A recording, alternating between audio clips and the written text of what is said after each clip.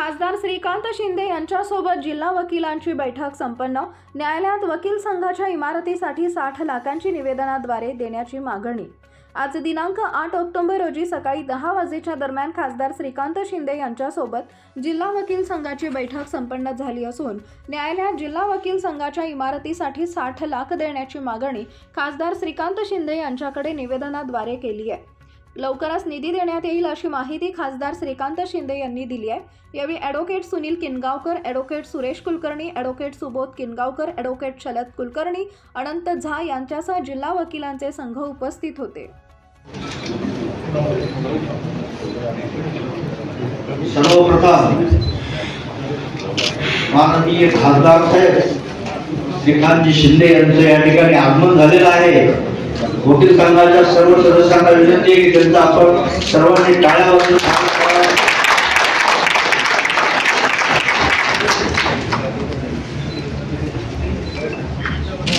आपल्या जालना जिल्ह्याचे लोकप्रिय माजी मंत्री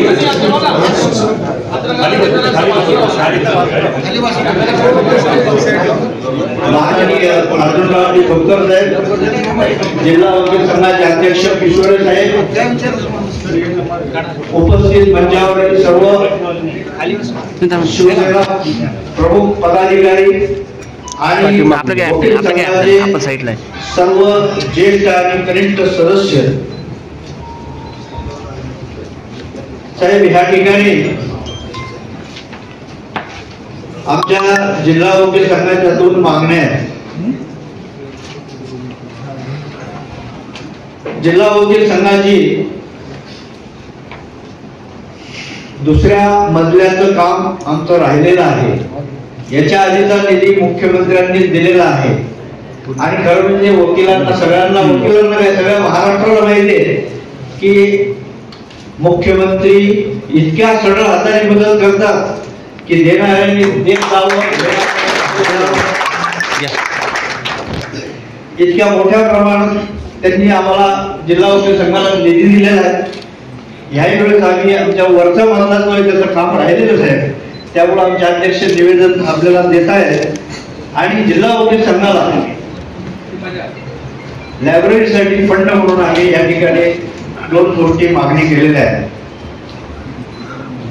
आणि जिल्हा वकील संघाच्या वतीनंच या ठिकाणी मला 2 शब्द बोलण्याची संधी दिली आहे। तर मी या ठिकाणी शिवसेना जिल्हा सहसंपर्क प्रमुख म्हणून आणि जिल्हा वकील संघाचा एक सदस्य म्हणून आपल्याला विनंती करतो, या जिल्ह्यामध्ये जास्तीत जास्त आमदार आपल्या पक्षाचे आम्ही निवडून आणू या ठिकाणी आपल्याला माहिती देतो। काल या ठिकाणी विरोधी पक्षांच्या लोकांची मुलाखतीचा कार्यक्रम झाला। तो कार्यक्रम म्हणजे फक्त मारामाऱ्या झाल्या। आपल्या इकडे सर्व सदस्यांची या ठिकाणी वकील संघाची एकच मागणी आहे की जालन्यामधून तिकीट देत असताना आमच्याकडे फक्त अर्जुनराव खोतकर यांचं एकट्याचं नाव या ठिकाणी आहे। आपल्याला हे सांगायची गरज नाही की आपण एखादी केस जर करायची तर वकील एक लावतो। या ठिकाणी संपूर्ण वकील संघ खोतकर साहेबांच्या पाठीशी आहे, त्यामुळे वकील या ठिकाणी वकील पत्र घेत आहोत आणि आपल्याला ग्वाही देतो की आम्ही त्यांना या ठिकाणी एकदम प्रचंड मतांनी या ठिकाणी जालन्यातून निवडून देऊ। या ठिकाणी आमच्या 2 राष्ट्र मागण्या आहेत, जास्ती बोलत नाही कारण आपल्याला बरेच कार्यक्रम करून आपल्याला पुन्हा पुढच्या कार्यक्रमाला जायचं आहे। जय हिंद, जय महाराष्ट्र। स्नेही माननीय ॲडव्होकेट हरिभाऊजी जोग साहेब, वकील संघाचे आणि माजी DGP माननीय सुनीलरावजी किनगावकर नाना, वकील संघाचे सन्माननीय अध्यक्ष, सर्व वकील मित्र, माननीय भाऊजी चौधरी सुरेश कुलकर्णी, किशोर पासून तर प्रत्येकपर्यंत सर्व ज्युनियर सिनियर सर्व मान्यवर उपस्थित बंधूंनो, डॉक्टर साहेब हा वकील संघ किंवा बहुतेक सर्व वकील आपल्या विचारधारेला आणि आपल्याशी जोडल्या गेलेले आहेत. सातत्याने प्रत्येक आणीबाणीच्या प्रसंगी ही सर्व मंडळी ताकदीने आपल्या पाठीमागे उभा राहते. न्यायालयीन लढा असेल किंवा पक्षाच्या पाठीमागे ताकद उभा करण्याचा प्रसंग असेल, या सर्व प्रसंगाने आजपर्यंत मला या सर्व मंडळीचा आशीर्वाद आणि या सर्व मंडळीचं सहकार्य मला प्रामाणिकपणे या ठिकाणी लाभत गेलेलं आहे. तसं बघितलं तर या मतदारसंघाची रचना ती भौगोलिक असेल किंवा जातनिहाय असेल, धर्मनिहाय असेल, ही जरा थोडीशी वेगळी या ठिकाणी यासाठी आहे. या देशातल्या सर्व जाती जमाती खरा भारत आमच्या शहरामध्ये राहतो. खऱ्या भारताचं प्रतिनिधित्व जाणणार होतो. अशी एकही जात नाही की जी या शहरामध्ये वास्तव्याला नाही. त्यामुळे बहुभाषिक, बहुधर्मीय अशा प्रकारचा हा मतदारसंघ आम्ही सातत्याने या सर्व लोकांवरती सांभाळत या ठिकाणी आलेले. डॉक्टर साहेब आमचे नानाने तुमच्या समोर 2 मागण्या केल्या आणि मला पूर्णपणे खात्री आहे की शासनाकडून प्रस्ताव निश्चितपणे आम्ही तुमच्याकडे पाठवू. माननीय हायकोर्टाच्या माध्यमातून सुद्धा कदाचित हा प्रस्ताव आपल्याकडे आलाही असेल. वरचा मजला वकिलांचे तिथला वरचा मजला घेतला ना, पण त्यामध्ये मग ठीक आहे असं आहे. साहेब पण असे विचार करा की शिंदे साहेब वेगळा माणूस या महाराष्ट्रामध्ये खऱ्या अर्थाने लावला आणि एवढ्या 2.5 वर्षाच्या कालावधीमध्ये एवढी पद्धती किंवा एवढा विश्वास संपादन करणारा एकमेव नेता निश्चितपणे माननीय एकनाथ शिंदे साहेब. मी वकील आणि सर्व व्यापारी आणि डॉक्टर्स मंडळी या ठिकाणी नाही. पक्षाच्या बैठका, पक्षाच्या मिटिंगा, या वेगवेगळे प्रकल्प राबवण्यासाठी या ठिकाणी होतात. आम्ही तशा पक्षाच्या बैठका घेतल्या, पण एक विशेष बैठक आम्ही पक्षाची बोलवली. आमच्या नेत्यांची, उपनेत्यांची बैठक बोलवली. सर्व वकील मंडळी, सर्व आपण आहात म्हणून सांगतो विषय की आमच्या बैठकीमध्ये काय विषय हो, रुटीनचे विषय होतच होते, पण एक दिवस विशेष बैठक बोलली आम्ही आणि कमीत कमी शिंदे साहेबांनी 4 तास तरी झोपावं अशा प्रकारचा ठराव आम्ही आमच्या बैठकीमध्ये केला. का केला असेल की एकनाथ शिंदे साहेब सकाळी 4 वाजेपर्यंत हजारो लोकांच्या समोर बसलेले असतात, रोज सकाळी 4 वाजेपर्यंत, आणि पुन्हा 8 वाजता कामावरती हजर त्या ठिकाणी असतात. हे झोपतात कधी असा प्रश्न संपूर्ण महाराष्ट्राला पडला होता. त्यामुळे पक्षाच्या बैठकीत आम्ही ठराव करून सुद्धा पक्ष नेत्यांनी आमचं ऐकलं नाही. अजून लोकांच्या समोर जातात हे आपलं बळ, आमचं बळ या ठिकाणी आहे. आणि आपलं युवा नेतृत्व माननीय श्रीकांत शिंदे साहेब सुद्धा त्यांच्या पावलावर पावलं टाकून या ठिकाणी संपूर्ण महाराष्ट्रामध्ये, संपूर्ण राज्यातल्या युवकांचं, शेतकऱ्यांचं, कष्टकऱ्यांचं, सर्वांचा एक आधार या ठिकाणी होऊन पाहत आहेत. उच्च शिक्षित आहेत, नवीन विचारांची सांगड आहे, सर्व जे काही आत्मसात करायची, आकलन करायची क्षमता आहे. डॉक्टर आहेत, त्यामुळे निश्चितपणे आकलन क्षमताही जास्त आहे आणि त्यामुळे निश्चितपणे राज्यामध्ये जे काही चांगलं घडतंय बॅकबोन म्हणून निश्चितपणे त्यांचा एक पाठिंबा माननीय मुख्यमंत्र्यांच्या पाठीमागं ज्या काही चांगल्या गोष्टी घडतात त्यांचाही सहभाग त्यामध्ये असतो. त्यांना ही ऊर्जा निश्चितपणे या ठिकाणी मिळो. आणि तुम्हाला प्रश्न मिळू शकते वकील संघाच्या वतीनं जेव्हा जेव्हा काही गरज तुम्हाला निघत या ठिकाणी पडेल तर हा पूर्ण वकील संघ आपल्या पाठीमागे खंबीरपणे उभा आहे. आज जालना शहरातील जिल्हा वकील संघ याची बैठक पार पडते. यासाठी उपस्थित वकील संघाचे अध्यक्ष विकासजी पिसुरे, त्याचबरोबर हरिभाऊ साहेब, लक्ष्मण उडानजी, सुनील किनगावकरजी, किशोररावजी, सुरेश कुलकर्णीजी, जगन्नाथ पुणेकर, मधुकर सोमोने, संभाजी चुनखडेजी, शरद कुलकर्णी, प्रदीपजी जाधव,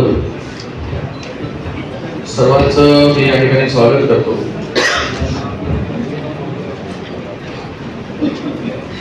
आताच आपण सगळ्यांनी वकील संघटनेचं एक निवेदन जे आहे मला दिलं की पहिला मजला जो आहे तो झालेला आहे ग्राउंड फ्लोर आणि त्याच्यावरती अजून लायब्ररी आणि पहिला मजला बांधण्यासाठी 60 लाख रुपयाची गरज आहे. आणि त्याचबरोबर अजून एक निवेदन प्राप्त झालं खोतकर साहेब ते नोटरी लवकरात लवकर जे आहे ते केंद्राकडून महाराष्ट्राच्या वकिलांना मिळालं पाहिजे जेणेकरून त्यांनाही मदत होईल. आज पूर्ण महाराष्ट्रभर आम्ही फिरतोय. काल विदर्भामध्ये होतो, त्याच्या अगोदर जळगाव, नंतर मालेगाव, धुळे, नगर, नाशिक, त्यानंतर कोल्हापूर, सांगली, सातारा, मुंबई आणि आता पुन्हा विदर्भ आणि आज मराठवाडा. आता इथे जालना, घनसावंगी, बीड, परतूर, त्यानंतर गंगाखेड, परभणी, पाथरी असा प्रवास आहे. सगळीकडे पक्ष संघटना असेल, त्याचबरोबर सरकारच्या माध्यमाने कामं असतील, योजना असतील, या पोचता आहेत की नाही त्याच्यासाठी आम्ही करतो. आणि मध्ये मध्ये जे आहे ते शेतकऱ्यांना भेट, बाकी कोण आपल्यासारखे लोक आले तर त्यांना भेट, जेणेकरून महाराष्ट्रामध्ये काय चालू आहे, कशा प्रकारे कामं चालू आहेत, काय फीडबॅक आहे, काय ग्राउंड लेवलची स्थिती आहे, ह्या सगळ्या गोष्टी जाणून घेण्यासाठी आम्ही आमचे बरोबर ते सगळे सहकारी भाऊ चौधरी असतील, खोतकर साहेब असतील, राजेश कदम जे आहे, संजय निरुपमा आमचे सगळीकडे फिरतोय. आणि याच्यातून महाराष्ट्र जो आहे तो हळूहळू माझ्यासारख्या एका तरुणाला कळतोय. ही खूप मोठी गोष्ट आहे की महाराष्ट्र जोपर्यंत तुम्ही फिरत नाही तर एका केबिन मध्ये बसून, एसी केबिन मध्ये बसून जर राजकारण करायला लागलं की त्याची परिस्थिती काय होते ही 2 वर्ष अगोदर आपल्याला कळते.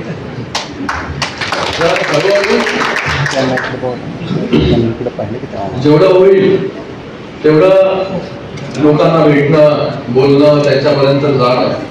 तोपर्यंत लोकांच्या काही समस्या आहेत त्या समस्या कळत नसतात.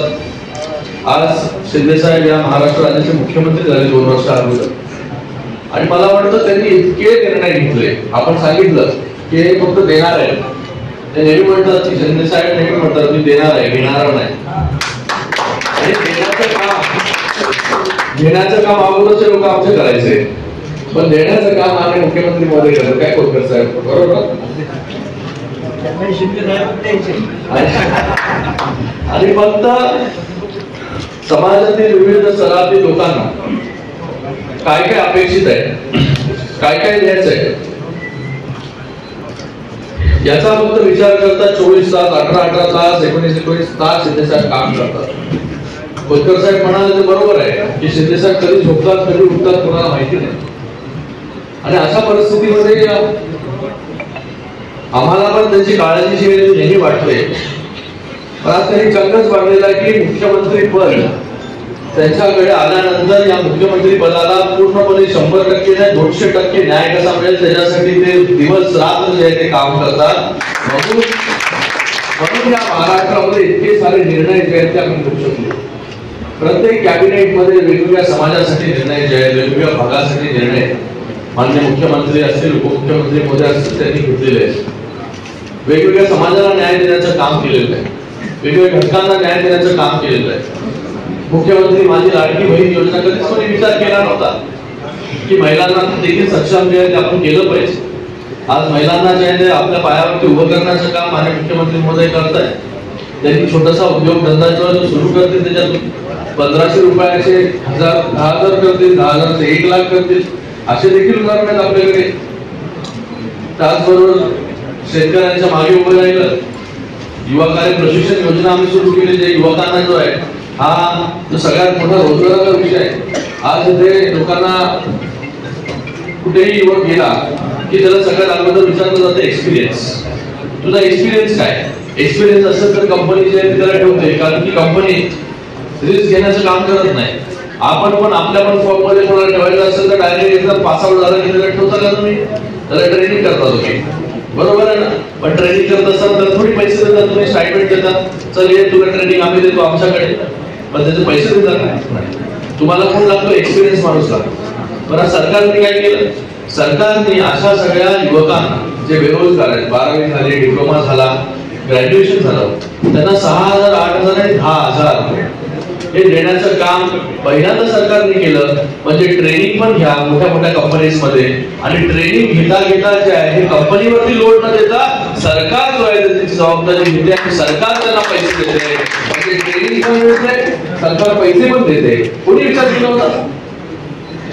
कधीच ना असा इतिहासामध्ये ना असा विषय की थेट जो आहे तो थेट 12वी झाला, शिक्षण पूर्ण नाही झालं, डिप्लोमा झाला, त्याचं शिक्षण पूर्ण नाही झालं, ग्रॅज्युएशन झालं, मोठ्या मोठ्या कंपनीमध्ये तो जॉईन होणार आणि कंपनीला पण हेल्पिंग हँड भेटणार. कंपनी बोलणार आहे का की बाबा आम्हाला नको, बाबा जास्त लोक नको, आणि पगार बिनपगारी फुल हजेरी, आणि त्याची हजेरी जिंकवते ना सरकार. हे एवढं सगळं निर्णय शिंदे साहेबांनी घेतले, आपल्या सरकारने घेतले. म्हणून आज या पूर्ण महाराष्ट्रामध्ये चांगला वातावरण निर्माण झालेलं आहे. शिंदे साहेबांमध्ये जिथेही जातोय एक आपुलकीची भावना आहे, एक आपलेपणाची भावना आहे की हा माणूस जो आहे तो आमच्यातला आहे, आमच्याबद्दलचा विचार करतो, आमच्याबद्दलचा निर्णय घेतो. आणि तुमचेही आता वेगवेगळे निर्णय असतील, विषय जलदगती न्यायालयाचा विषय असेल, नियमित पदे निर्माण करण्याचा विषय असेल, त्याचबरोबर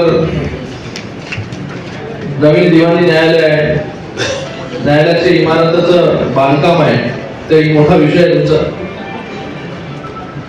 आणि एक वकील संघ इमारत असं पण आहे काय? बरोबर आहे.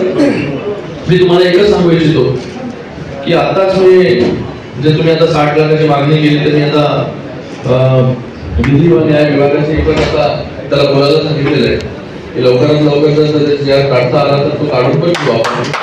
पण बाकी सगळे जे विषय आहेत त्या विषयाचा पाठपुरावा जे आहे ते नक्की आपण 100% करू. आणि जालन्यामध्ये आपल्या सगळ्या वकील संघटनेला चांगल्या प्रकारे न्याय कसा देता येईल, आपल्याला ज्या ज्या आपल्या मागण्या आहेत त्या मागण्या पूर्ण करण्याचं काम आम्ही करतो. आम्ही परवा एक निर्णय घेतला ग्राम रोजगार सेवकांचा. फुटकर साहेब, ग्राम रोजगार सेवक जे प्रत्येक ग्रामपंचायतीमध्ये 28,000 ग्राम रोजगार सेवक आहेत, त्यांना 8,000 रुपये, म्हणजे त्यांना पहिले पैसेच मिळत नव्हते, कमिशन वरती पैसे मिळायचे. छोटी ग्रामपंचायत असेल तर 1,000-1,500 रुपये मिळायचे, तर त्यांना 8,000 रुपये फिक्स मानधन केलं. 2% इन्सेंटिव्ह वरती, जास्त काम केलं की जास्त पैसे, म्हणजे प्रत्येकाला 10,000पेक्षा जास्त पैसे मिळणार. डेटा ऑपरेटरचा विचार नवीन आलेला, असे वेगवेगळे विषय आहेत हे जेव्हा आम्ही फिरतो महाराष्ट्रामध्ये तेव्हा आम्हाला कळतात, आणि त्या सगळ्या गोष्टी आम्ही मुख्यमंत्री मोदींपर्यंत घेऊन जातो. इथून देखील हे सगळे जे विषय कळलेले आहेत ते विषय माननीय मुख्यमंत्री मोदींपर्यंत आम्ही घेऊन जातो आणि ते 100% सोडवण्याचा प्रयत्न करू. आणि आपण सगळे लोक येणाऱ्या काळामध्ये खोतकर साहेबांच्या आता राहतच पुढे जे खोतकर साहेबांच्या मागे आपण उभे राहाल, त्यात मला